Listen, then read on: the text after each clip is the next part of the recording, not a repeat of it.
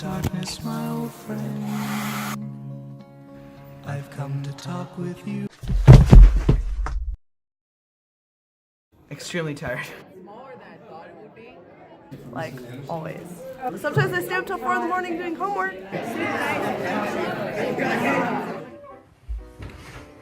But in all seriousness, sleep deprivation is a serious issue, and it's actually a lot more widespread than... I guess someone doesn't care about teenage health. As I was saying, sleep deprivation is actually a lot more serious than one would think.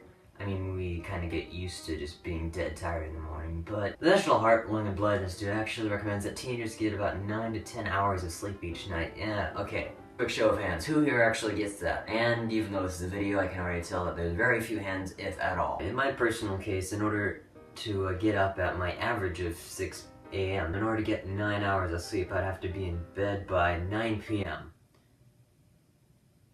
Who sleeps at 9 p.m.? I mean, some nights I don't even finish my homework until way past 9 p.m. I mean, come on. Because even if we do go to bed early, we still can't get enough sleep. It's just the way the school schedules are built. That's why the only solution is to start school later. Specifically, limit starting times to 8:30 a.m. or later, as there's already been a bill in the California legislature about that, and that's generally the time that people have proposed, but more on that later. Now, some still insist that teenagers are irresponsible, and well, I don't deny that. I got like 6 hours sleep because when I go to bed, I just want to watch Glee. They claim that delaying school start times are just gonna make teens stay up later. And I beg to differ. Teenager circadian rhythms, according to a study done by Sleep Medicine Journal, actually shifts back a few hours as a result of puberty. And so we can't fall asleep until later, and we can't really wake up until later.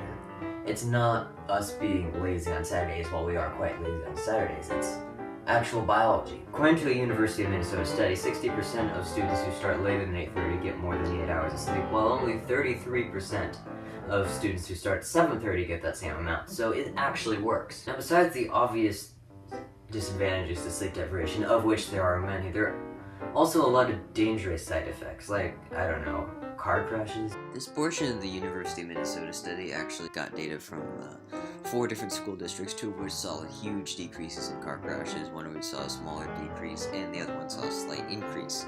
The last one is obviously an outlier, so there are a few paragraphs in the study dedicated to analyzing the potential causes of that. Students who get up later were also observed to make less bad decisions about, like, alcohol.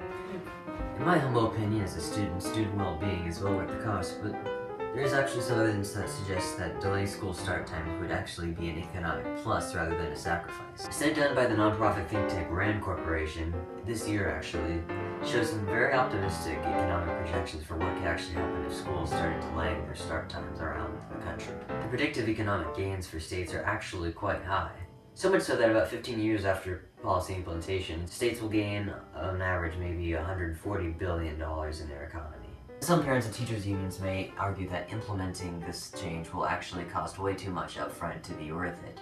But I beg to differ once again. Rand Corporation actually made a very overzealous estimate of cost, and even then, results are still positive all across the board. For instance, California, even with the most conservative predictions, is estimated to recuperate the cost in less than 5 years. Now, some of you may be thinking this is a purely speculative economic study. Many of you don't trust speculative economic studies.